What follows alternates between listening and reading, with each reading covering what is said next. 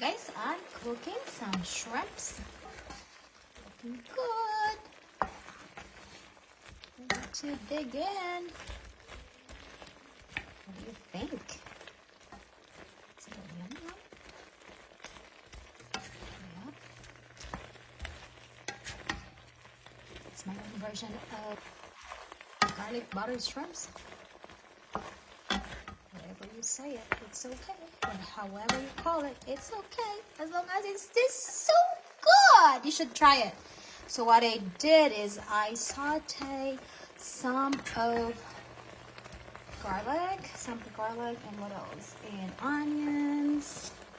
And then, oh, I put some of the Knorr bouillon.